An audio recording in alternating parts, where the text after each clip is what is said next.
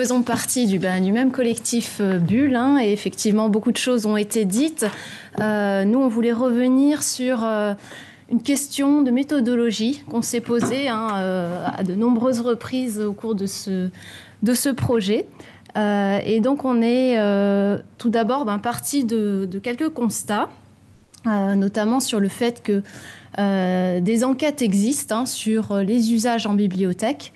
Ces enquêtes, qui sont notamment menées par les services des bibliothèques, sont la plupart du temps assez quantitatives. On a beaucoup de données quantitatives sur le nombre d'emprunts, les espaces occupés, etc. Mais finalement, assez peu de données qualitatives sur ce que font les usagers dans les BU. Ça a été dit ce matin, il y a des difficultés pour accéder à des choses qu'on ne voit pas forcément, qui sont invisibles. Et donc, on s'est posé la question de quelle manière on va pouvoir justement investiguer ces pratiques-là qui sont peu visibles et puis cachées de la part des usagers. Donc, nous avons dès le départ adopté une méthode ethnographique, avec une volonté de s'immerger dans ces différents espaces des universités de Bordeaux. Et très vite, on s'est heurté en fait à ce sentiment d'être très intrusive dans les pratiques qui sont déployées par les usagers au sein de ces BU.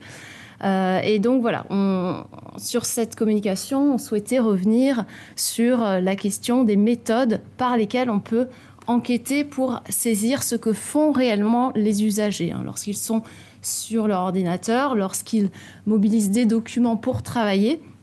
Voilà, comment accéder à ça, comment savoir réellement ce que font les usagers. Donc assez rapidement, on peut reparler des différentes méthodes qualitatives qui existent dans les BU, qui sont notamment évoquées par les travaux de Roselli ou Evans, où il s'agit, ça a été rappelé, de répondre aux questions: que font les usagers, comment, de quelle manière, et suivant quelle logique.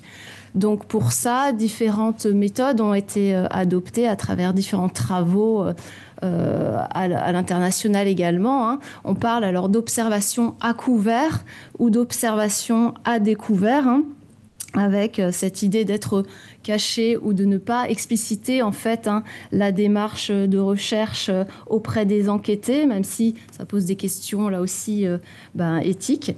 La participation alors observante, participante ou non participante, avec une possibilité d'être plus ou moins éloigné de l'action des usagers. Et alors, ce degré d'implication, il peut varier fortement selon les études. Et dans ces cas-là, le but, c'est de produire un récit descriptif le plus précis de ce qui se joue dans l'ici et le maintenant. Des entretiens, alors différents types d'entretiens qui peuvent aussi être mis en place, des entretiens directifs ou centrés sur un thème précis, des entretiens semi-directifs un peu plus ouverts, voire non directifs, où là, la plupart du temps, les enquêteurs suivent une grille d'entretien, posent des questions sur des thèmes particuliers, ou bien plus simplement peuvent aussi aller à la rencontre de certains usagers pour tenir des conversations de type plus informel, pour essayer de recueillir là des données sur les représentations et les usages de ces usagers. Entretiens qui vont être retranscrits, mais qui peuvent aussi être filmés. Et voilà, différentes méthodes là aussi qui peuvent être mise en œuvre, des focus group également, avec des répondants qui vont être réunis, et là on va leur poser des questions à propos des services qui sont proposés dans ces BU ou des thèmes sur des thèmes spécifiques pour recueillir des avis. Ça, ce sont des méthodes qui permettent de collecter de l'information assez rapidement, mais dans lesquelles il y a toujours le risque d'une plus forte participation de certains et d'une autocensure de la part d'autres. Alors, les journaux photographiques ou la photo-élucidation dont on a aussi parlé ce matin, qui a été déjà montré au travers de la la petite diapo qu'on a mise en place sur le projet Bulle, où là, effectivement, ça permet, après coup, de mener aussi un entretien explicitatif sur le pourquoi de cette image-là qui a été choisie, de ce que l'usager souhaite partager, mettre en avant au travers de ce choix. Et puis également des cartographies sur les usages qui permettent là aussi d'observer, de donner à voir des déplacements, des usages d'espace en particulier ou des parcours dans les différents lieux. Alors, dès notre entrée sur le terrain, pour illustrer un petit peu les lieux sur lesquels on a enquêté, quelques images là qui montrent bien des usagers qui sont effectivement cachés derrière des paravents, qui trouvent des petits espaces, des petits coins de l'architecture du bâtiment pour vraiment s'isoler et se fermer aussi de tout ce qu'il peut y avoir autour d'eux. Et ça a été dit également par Emmanuel ce matin, des usagers auprès de qui on est allé sur le terrain et qui nous ont explicitement dit non, écoutez, non, ça ne m'intéresse pas de partager avec vous. Là, je suis en train de travailler, je suis très occupée. Et donc voilà, des refus de la part des usagers pour des entretiens situés pour recueillir ces pratiques. Alors, du coup, voilà, comment... la question, c'est de comment accéder aux pratiques informationnelles qui peuvent être définies par Chaudiron et Yadjaden comme la manière dont l'ensemble des dispositifs, des sources, des outils et des compétences cognitives sont effectivement mobilisés dans les différentes situations de production, de recherche, d'analyse et de traitement de l'information. Donc pour ça, on a alors exploré quelques méthodes. C'est encore très nouveau et on a peu de recul là-dessus encore et ça méritera d'être approfondi. Mais quelques méthodes qu'on a expérimentées, qu'on souhaitait vous partager aujourd'hui. La première, c'est celle de l'utilisation de cette fiche d'autoportrait qu'on a appelée la fiche persona. C'est issu de ce type de représentation. Donc une fiche persona là, qui a été présentée par Vincent et Karel tout à l'heure, qu'on a un petit peu retravaillée pour permettre aux usagers d'expliciter leur manière de travailler juste après une pratique de recherche et de travail dans une BU. En l'occurrence, alors on l'a expérimenté avec Karel au sein de la BU Marne, donc cette bibliothèque sans livres dans laquelle on a fait venir nos étudiants. Donc c'était une pratique un peu cadrée et contrainte là, mais néanmoins on a fait travailler sur un sujet les étudiants au sein de cette BU et on leur a demandé à l'issue de cette journée de travail de se répondre en fait à différentes questions sur leur rapport à la bibliothèque de manière générale, leur rapport à l'information, à la documentation de manière générale et plus particulièrement leur ressenti de ce travail au sein de cette BU et la manière dont ils ont vécu cette journée de travail. Donc ça, c'est un support qui nous semble intéressant, avec effectivement aussi donc cette possibilité de donner à voir ce que l'usager souhaite montrer par rapport à sa pratique propre de la BU.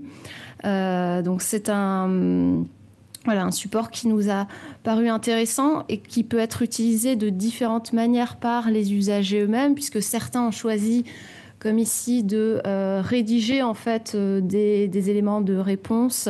Donc c'est assez personnel, mais d'autres se sont enregistrés. Et là, alors l'enregistrement vocal apporte vraiment une richesse qui nous semble assez intéressante, avec des éléments aussi plus intimes qui ressortent au travers de ce type de médias. Donc c'est une sorte d'entretien, mais qui auto-entretien en fait, que l'usager va pouvoir réaliser par lui-même et lors duquel il va en fait accepter de se livrer plus ou moins par rapport aux différentes questions qui lui sont posées. Un autre exemple, si tu veux commenter. Non, c'était juste un autre exemple dans la bibliothèque Rigoberta Menchú, et puis c'est pas tout à fait la même posture puisque c'était les étudiants qui observaient, donc c'est plutôt la fiche persona de l'étudiant qui observe, plutôt que de celui qui utilise. Voilà, donc cette première proposition-là permet d'accéder à des retours de la part des usagers sans les impacter réellement dans leur pratique et sans intervenir, sans perturber leur travail. La deuxième proposition qu'on souhaitait vous présenter ici, ça part du présupposé que les participants peuvent avoir intérêt pour eux-mêmes à documenter ce qu'ils font. Donc à garder des traces de leur parcours informationnel, de leur parcours documentaire, des plateformes, des outils qu'ils vont mobiliser pour rechercher de l'information. Donc ça, c'est un document de collecte qu'on a proposé à nos étudiants, là aussi, afin qu'ils puissent garder des traces pour eux-mêmes, mais aussi pour nous, dans le cadre du projet de recherche. Donc donner à voir aussi les itinéraires, les espaces informationnels par lesquels ils consultent de l'information, jusqu'à accéder à leur production finale, qui en l'occurrence là était un exposé sur un athlète paralympique. Donc ça, c'est assez intéressant. Ça permet de voir notamment la manière dont les étudiants mobilisent ou pas des ressources institutionnelles. On voit que d'abord, les étudiants là sont passés par Babor+, les ressources qui sont proposées par les BU de façon numérique. Et puis, très vite, échec, pas de résultat sur ce sujet-là. Donc, ils sont passés par des outils de type Perplexity. L'intelligence artificielle va être là mobilisée. Et c'est justement ce que nous, on leur a indiqué. C'est ce qu'on a indiqué comme étant intéressant de voir aussi l'ensemble des outils, des moteurs de recherche, mais aussi de l'intelligence artificielle qui peut être mobilisée là pour accéder en fait à leurs fins et recueillir les informations qui leur semblent pertinentes par rapport à ce qui leur a été demandé. Un autre exemple. C'est un autre exemple qui illustre exactement ce que tu dis. Là, par contre, l'étudiant est plus... assume plus le fait de commencer par un outil d'intelligence artificielle générative pour trouver des mots-clés, etc. Juste, je voulais ajouter, le document de collecte, c'est quand même quelque chose que les professeurs documentalistes connaissent bien et que, par exemple, sur lequel Nicole Houbet, par exemple, à Toulouse, a fait sa thèse. Donc, c'est quelque chose qui existe depuis longtemps, mais qui est peu utilisé à l'université. Troisième présupposé qu'on a fait et qui croise là plusieurs projets de recherche, c'est cette question de l'état émotionnel des usagers. Est-ce que, en fait, il y a deux questions qu'on peut se poser. Est-ce que l'état émotionnel peut influencer les pratiques informationnelles? Et dans l'autre sens, est-ce que le contexte d'usage et la pratique peut avoir des effets sur l'état émotionnel des usagers? Donc c'est ce qu'on a tenté de mesurer avec une collecte de l'état émotionnel par l'usager avant et après l'activité de travail, en l'occurrence toujours à la BU Marne. Bon, on trouve des choses assez stationnaires en fait entre l'état avant et après l'activité. Les étudiants, on peut bouger, à dire, dans cette matrice qui permet, sur l'axe horizontal, d'indiquer si on n'est pas content ou content. Et puis sur l'axe vertical, est-ce que je suis plutôt endormi ou plutôt éveillé, voire excité. Et donc voilà, des états un peu stationnaires. Alors ce qu'on peut interpréter comme étant assez rassurant, parce qu'on peut se dire que finalement la tâche n'a pas affecté un moral qui était déjà là. Mais autrement, voilà, comment interpréter aussi ces données-là et les croiser avec les données autres qu'on a pu collecter au travers du document de collecte, d'éventuelles vidéos aussi qui pourraient être prises sur le travail de groupe dans ces espaces-là. Et voilà. Donc là, c'est aussi une question très ouverte sur l'intérêt de cette collecte de l'état émotionnel qui peut effectivement venir quand même augmenter, on va dire, l'interprétation des données qu'on collecte sur les usagers. Et encore une toute petite précision, cet outil a été inventé, alors je ne sais pas si c'est inventé, en tout cas créé par Sylvie Lemerviel, entre autres, il y a assez longtemps, et réutilisé notamment par notre collègue et ami Charles-Alexandre Delestage. C'est lui qui nous a apporté l'outil qu'on a pu tester. Mais je confirme, il me semble aussi que quand les gens remplissent ça, c'est plutôt l'état d'esprit au moment où je viens qui est mesuré et qui change pas vraiment en fait. Enfin, l'espace ne semble pas véritablement modifier les émotions. Je vais poursuivre avec une autre méthode que nous avons déployée en nous demandant comment capter ce qui se passe tout en faisant participer les étudiants. Alors moi, j'ai un petit peu de difficulté avec le terme d'usager. J'ai pas tellement vu des usagers de dispositifs, mais plutôt des acteurs, des étudiants, des personnes.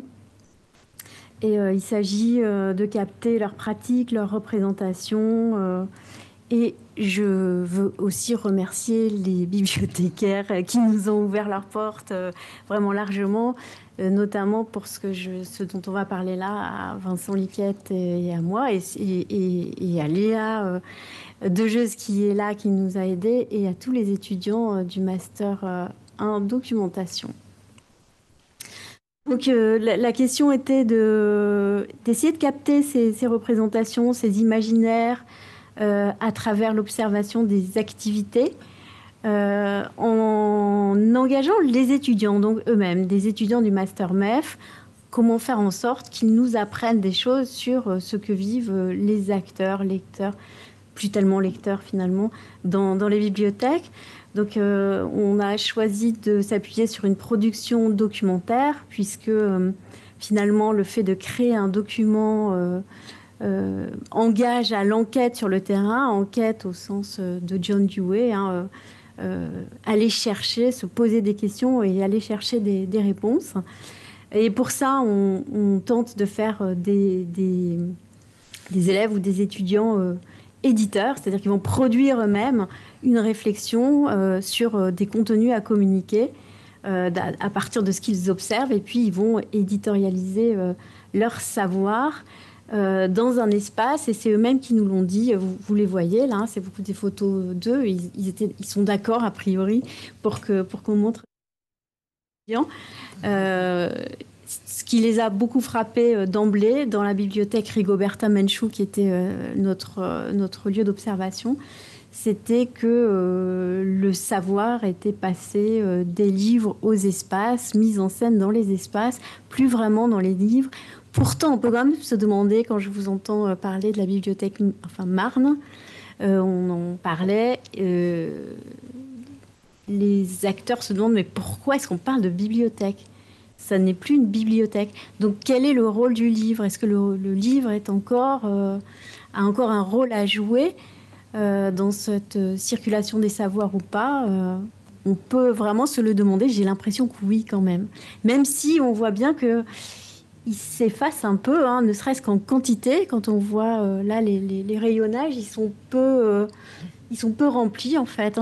Beaucoup sont vides, mais les livres sont quand même encore toujours là.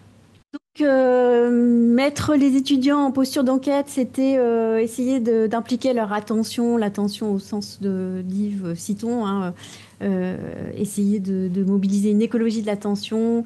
Et un engagement à la fois émotionnel et cognitif. Qu'est-ce que en s'engageant là, en produisant quelque chose et en ayant quand même malgré tout des émotions, puisque les étudiants, surtout n'hésitez pas à vous manifester, à confirmer ou à infirmer ce que je dis.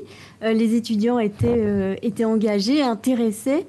et finalement se demander à travers une production ce qu'on voulait faire passer, qu'est-ce que cette visite, qu'est-ce qu'une production documentaire va pouvoir faire passer comme connaissance sur les espaces. Donc on passe par une production vidéo qui engage à cette réflexion sur la perception des espaces, à une observation attentive du public et peut-être à la recherche de la résonance dont parle Hartmut Rosas, en quoi à la fois cet espace et les acteurs qui l'occupent peuvent faire résonner une réflexion. Donc on est passé par une production vidéo 360 qui engage à une immersion projetée, puisque les élèves fabriquant une vidéo 360 se demandent comment ils vont pouvoir immerger d'autres acteurs qui visiteraient de façon fictive cet espace. Et puis peut-être une vidéo qui engage à l'empathie, c'est la problématique de Léa Dejeuse dans sa thèse, qui était là aussi pour nous accompagner. Alors, j'ai relevé quelques verbatim de nos étudiants qui vont se reconnaître. J'ai même pas enlevé leur prénom. Certains s'interrogent sur le fait que l'espace n'est pas très facile à lire, n'est pas très clair, mais la plupart remarquent les qualités de l'espace. C'est lumineux, on peut voir l'extérieur, ça repose le cerveau. La remarque, c'est très studieux, il y a une autodiscipline qui est bluffante. J'ai repris le verbatim. La qualité du lieu participe probablement à la discipline. Là, on parle de Rigot et Bertha Menchou. Donc nos étudiants remarquent que finalement, il n'y a pas de...